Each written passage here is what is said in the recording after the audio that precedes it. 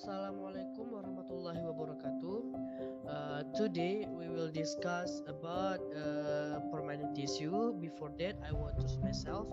My name is Hafq, and my partner in this section is Rauhul Muhfizh. So we will discuss about permanent tissues. Okay, before we discuss about permanent tissues, we have to know about what is this tissues mean. Tissues, if we heard about tissues, we discuss about the cell, which has having the same origin, has some structure and the same function. Tissue is different from organ. We have to know that organ is the group of the tissue. So the tissue which has same function and some structures, they become an organ. In plant, the tissue is divided into two groups. There's meristematic and non-meristematic tissue. What is the difference of them? Meristematic tissue is the tissue that always divide, and non-meristematic tissue is adult tissue. So they don't have ability to divide. Okay. Next, for permanent tissue, they have the two sides of the permanent tissue. They are simple and complex tissue. In a simple tissue, they have a parenchyma, collenchyma, and sclerenchyma, and in complex tissue, they have xylem and phloem tissues. So we will discuss about first tissues from the simple tissue. There is the parenchyma. Okay, the parenchyma is the one of the simple tissue that have characteristics such as originating from protoderm and ground meristem. You can see on the picture that the parenchyma the parenchyma is originating from protoderm and ground meristem. The ground meristem. They have a procapillary here, and three of them are called as primary meristem.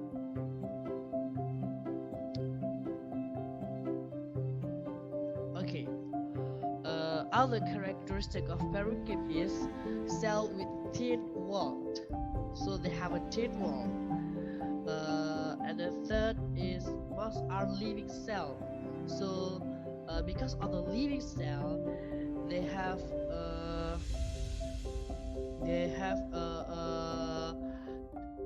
a totipotent tissue because they are a living cell. And the next is it can be totipotent. What is the totipotent? Totipotent is ability to divide, such as if we cut a tree, if we cut a grass, they will grow up because they have a totipotent ability. Totipotent is the ability to divide and grow up. And the five is vary in shape, so they have many structure in shape, and often they show as is a diametric, circular, or polygonal. You can see on the picture they have tetra, etc. They have a pentagonal, they have quadrilateral, and others. Okay, the next characteristic of parenchyma is cell may be more or less elongated or variously lobed or branched. So you can see on the picture in the polygon and in the branch parenchyma, they can be more or less elongated. They can be more elongated and less elongated, or variously lobed or branch.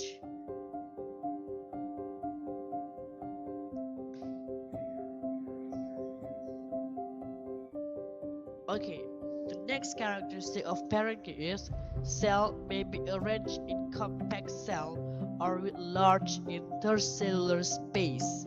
So they have intercellular space, and this intercellular space is large. So you can see on the picture there's intercellular space surrounded by the cell.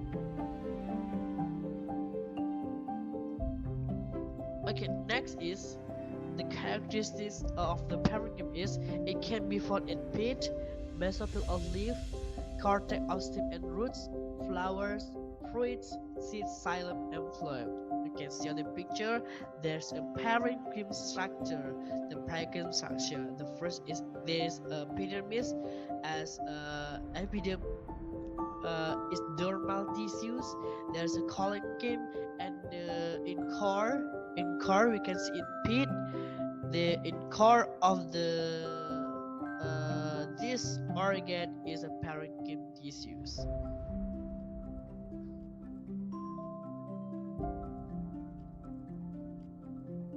Okay, and this is the leaf or dicot leaf.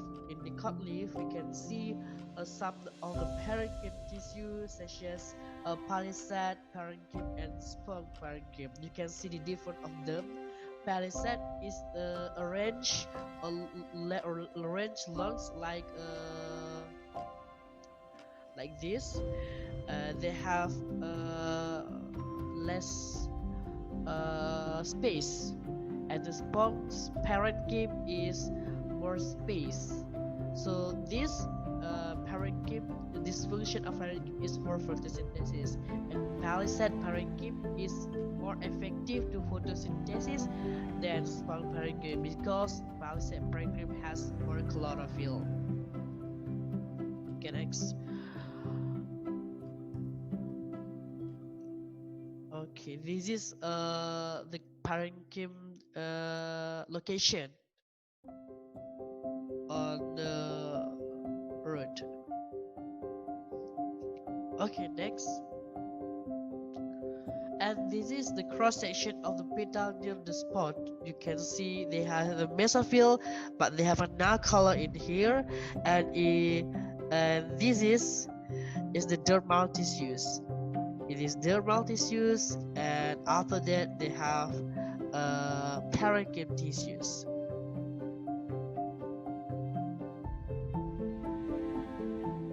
Okay, we have to know that parenchyma with large intercellular space membrane is known as irenchyma.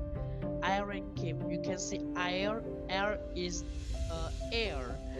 So they have the function of this irenchyma is to save and storage the air. So they have a large intercellular space, I mean, to save air. You can see in the picture, irenchyma or hydrophyte stem. They have intercellular space, large intercellular space. Okay, next parenchyma cell might contain chloroplast, known as a chloronchyma. So they have a chloroplast on these tissues. Collenchyma may also contain a chloroplast, but different in some aspect. So you can see in the chloronchyma and collenchyma. Chloronchyma have more chloroplast, but collenchyma is the other simple tissues that have a thick wall. The chloroplast contain parenchyma cell, but in the collenchyma, chloroplast may be present or absent within the cell.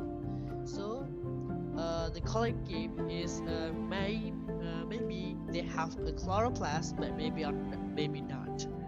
So the collenchyma they have a geometric cell structure, but in collenchyma the cell look elongated and angular. In collenchyma, cells are not interlocked, but in the collenchyma they are interlocked. And you can see in the picture the difference between the collenchyma and the collenchyma structure. Okay, Next, the function. The function of the parenchyma is the first is storage of food, such as the root and stem cortex, petrax, xylem, and plum parenchyma. And the two is to support aquatic plants to float on the water. You can see in parenchyma. The function of parenchyma is to save the air, so they can make the plants float on the water. And the third is photosynthesis. We have a chloronchyma, such as palisade and spawns in life. We can discuss it before. And the last is parenchyma can be active to divide. So we have to know that not only meristematic system can divide, but parenchyma is also can divide because they have a living cell. So the parenchyma is different with the collenchyma and sclerenchyma. Sclerenchyma, they have a dead cell, but parenchyma they have a living cell, so they can be active to divide. Okay, we will discuss about the second tissue of the simple tissue. They have a collenchyma. What is a collenchyma? Collenchyma is a thick glistening cell wall. So if parenchyma has a thin wall, the collenchyma has a thick wall. The origin of the collenchyma is developed from the ground meristem or from procambium. So from procambium, they divide to become a collenchyma. Collenchyma has a single cell type, and the shape of these tissues range from round, such as elliptical, to elongated to cell. Arrangement more or less compactly arranged as the thickening material deposit more heavily at the corners and on the radial walls. Okay, the difference the collenchyma between the collenchyma and the parenchyma is the collenchyma has a thick cell wall, but parenchyma is thinner cell wall. The thicket from the collenchyma is unfairly distributed, unevenly distributed, so they have an uneven structure and condition of the collenchyma thick wall. The composition of the cell wall of the parenchyma is the first cellulose, hemicellulose, and pectin, but absent of lignin. So they have of lignin in collenchyma. You have to know that collenchyma doesn't have a lignin. And the last is occupy the peripheral layers of cortex in dicots and beneath the epidermis or below a few peripheral layer of parenchyma. Okay, collenchyma pattern of distribution of cell wall thickening. Angular collenchyma. The first is angular collenchyma. What is angular collenchyma? So the thickening material deposit at the edges or corners of the cell. You can see in cross-sectional view the thickenings occur at those places where several cells meet, found in the petiole or curcumita and stem of tuberosum. You can see on the picture the structure of the angular collenchyma. They have a cross-sectional view on this tissue. And second is lamellar or plate collenchyma. They has a lamellar or plate. The thickenings at tendons of cell wall which are found in cortex of stem of mucus nigra and petiole of Cochlearia arboricaria. So you can see on the picture they have a lamellar or plate structure of the collenchyma. Next is we have a lacunar or tubular collenchyma. You can see on the tubular section in here, they have a tubular structure of this collenchyma, and we can find it example in petioles of Salvia, Malva, and Asteraceae. Okay, for the next we have annular tissues of the collenchyma. These structure is defined by Duquesne at 1955 as in process circular cell movement in transversal section. You can see the annular section of the sugar cane. Okay, and this is distribution of collenchyme. We can see on the picture they have a distributes of the collenchyme in vascular tissue in the various of plants part. Or the function. What is the function of the collenchyme tissues? The first is serve as a mechanical support to the organs. And second, chloroplast existence involved in photosynthesis. The next is manufacturing sugar and storing it as starch. So they have chloroplast and they can manufacturing sugar and store it as starch. And the last one is, in some cases, the peripheral thick wall collenchyme becomes thin and regains the meristematic activity. So in some case, in some situation, these tissues can become a have a thin cell wall, have a thin cell, and become a meristematic activity, so they can divide. Such as a pelogon, the cocambium, which divides from the perineum.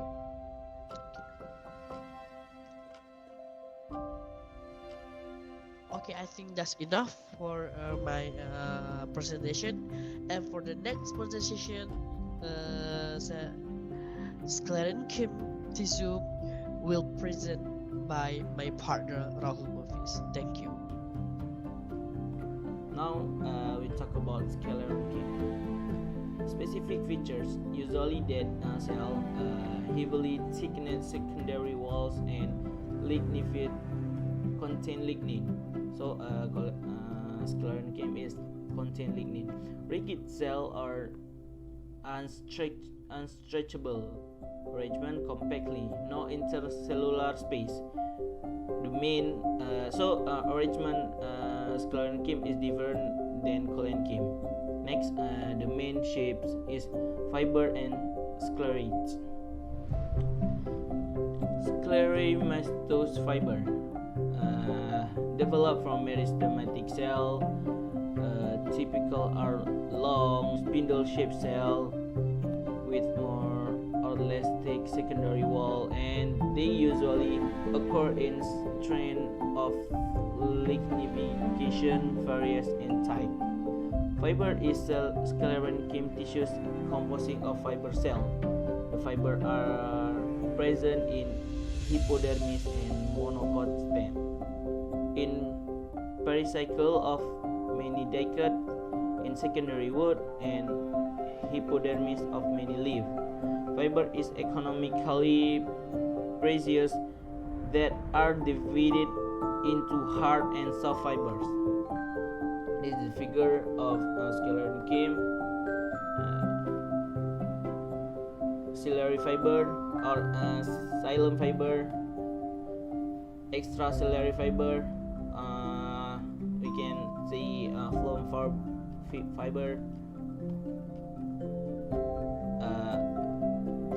marxoclerate stick cell, which is elongated and cylindrical, is found in the inner layer of seed of leguminous. 3. Osteoclerate bone cell. In Indonesia, cell tulang. So the cell is so hard that's elongated with large and like humerus bone. The sclerate is found in hypodermal layer of some species of leguminous and fruit and leaf. Osteosclerate star cell, star-like structure in stem, serophyte, and petiole, and mesophyll of Camellia sinensis. trichosclerate or filiform or columnar polymorphic. There is long branch sclerate with pointed end buried in intercellular space. It's found in hydrophytes that are floating organ or Echernia crassips, root of Nipes and facials of Pistia. In the end. So thank you for the attention.